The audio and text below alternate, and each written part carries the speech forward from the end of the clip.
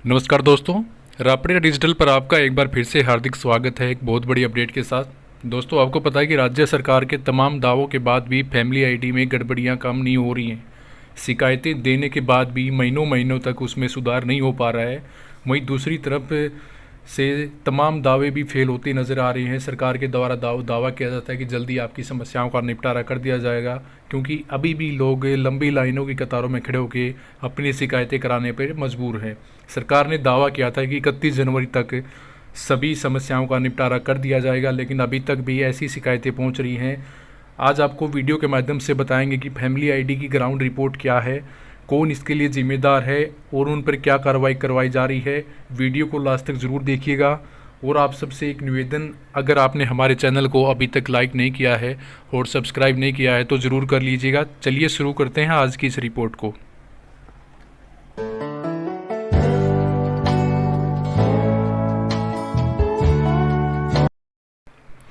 आपको जानकर की हैरानी होगी कि अब लोगों की फैमिली आईडी खुद ब खुद इनकम घट रही है और कभी बढ़ रही है। शिकायत देने के बाद भी उसमें सुधार नहीं हो पा रहा है। इससे काफ़ी लोगों को धक्के खाने को विवश है। वहीं रिक्शा चालक और विधवा पेंशन लेने वाले लोगों की भी इनकम बढ़ाकर 2.5 से 5 लाख तक कर दी गई है। ऐसे में लोगों को न राशन मिल पा रहा है, न उनके बच्चों को इनकम सर्टिफिकेट बन पा रहे हैं। सरकार के द्वारा 31 जनवरी तक सभी त्रुटियों को ठीक करने का दावा किया गया था, लेकिन अभी तक ऐसी शिकायतें पहुंच रही है। वहीं एक व्यक्ति ने बताया कि फैमिली आईडी के साथ दूसरे का बिजली कनेक्शन जोड़ दिया है। इससे उसका बिल 28,000 रुपये सालाने बता रहा है, जबकि उसका औसतन बिल 4,000 से 4,200 तक ही आता है। दिसंबर से शिकायत दर्ज कराते आ रहे हैं, लेकिन अभी तक कोई सुधार नहीं हो गया है। इन समस्या के बारे में पीपीपी के नोडल अधिकारी एवं एडीसी का कहना है कि सीएससी सेंटरों से गड़बड़ियों की शिकायतें आ रही है। ऐसे लोगों के खिलाफ कार्रवाई की जाएगी। साथ ही उच्च अधिकारियों को इस बारे में अवगत करा जा रहा है कि और जल्दी से समस्या का समाधान किया जाएगा। वहीं सरकार एक दूसरे पे आरोप लगा रही है कि सीएससी वालों ने इसको गलत कर दिया है। कभी विभाग वालों ने जानबूझकर भी अपनी गलतियों को छुपाने के लिए एक दूसरे पर आरोप और प्रत्यारोप लगा रहे हैं, क्योंकि इसमें कोई गलती सीएससी वालों की नहीं है। क्योंकि एक विधवा का कहना है कि परिवार में कोई कमाने वाला नहीं है। दिसंबर 22 में इनकी फैमिली आईडी में इनकम 140 से 180 लाख रुपए दर्शाई गई थी। इसके बाद जब 10 मार्च को फैमिली आईडी की जांच करी तो उसमें इनकम 2.5 से 5 लाख रुपए हो गई थी। जब आप फैमिली आईडी को चेक नहीं करवा रहे हो और आप सीएससी के पास जा भी नहीं रहे हो, उसके बाद भी आपकी इनकम खुद ब खुद बढ़ रही है। वहीं हाउसिंग बोर्ड कॉलोनी निवासी मधु ने बताया कि उनके पति की मई 2022 में मौत हो गई थी। उसके बाद से फैमिली आईडी की इनकम में गड़बड़ी हो रही है। 18 अक्टूबर 18 को उनकी इनकम 75,000 से 1 लाख के बीच दर्शाई गई थी। 8 जनवरी 2023 को जब उन्होंने फैमिली आईडी चेक किया तो उसमें इनकम 0 दर्शाई गई थी।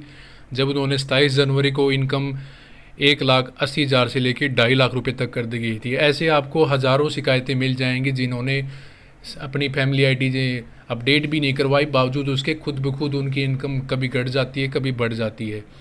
इसके लिए कि सरकार के भी आला अधिकारियों के भी लगातार बयान आते रहते हैं और आदेश दिए जाते हैं कि जल्दी से आपका सारी शिकायतों का समाधान हो जाएगा, लेकिन अभी भी समस्याओं का कोई समाधान नहीं हो रहा है। लोग दर दर की ठोकरें खाने पर विवश हैं। वहीं फैमिली आईडी में जिन किसानों की इनकम 1.5 लाख रुपए से 2.5 लाख या 2.5 लाख से 5 लाख जिनकी कर दी गई थी ऑटोमेटिक, उनके लिए कुछ रात भरी खबर आई है। आइए जानते हैं कि सीएम मनोहर लाल ने अपने भाषण में क्या कहा था, सुनिए आप भी। फसल प्रोक्योरमेंट का कीमत 4 लाख या इससे ऊपर है, ऐसी 2 श्रेणियों को भी चिन्हित किया है। क्योंकि औद्योगिक श्रेणी के जो भी लोग हैं, ये ठीक है कि उसमें मिनिमम वेजेस ये भी सब तय होते हैं, लेकिन कई जगह मिनिमम वेजेस भी 15,000 नहीं होते, उससे कम होते हैं। और जो लोग 4 लाख रुपए का अपना जिन्स बेचते हैं, उसमें कुछ फसलें तो ऐसी हैं जिनका 1,80,000 इनकम मानी जा सकती है, कुछ ऐसी भी हैं शायद उसमें 1,80,000 नहीं होती होगी।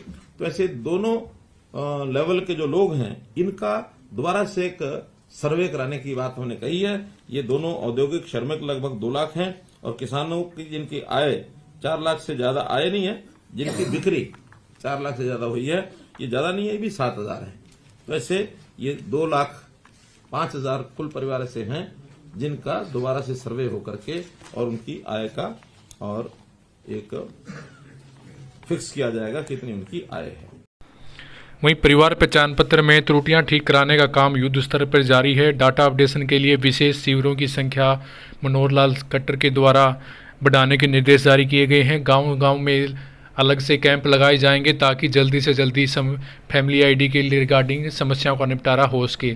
तो दोस्तों, ये थी आज की एक बहुत बड़ी अपडेट, जिसकी हमने जैसे आपको बताया कि किस प्रकार से लोगों की फैमिली आईडी में इनकम अपने आप घट रही है, कभी बढ़ जाती है, कभी कम हो रही है।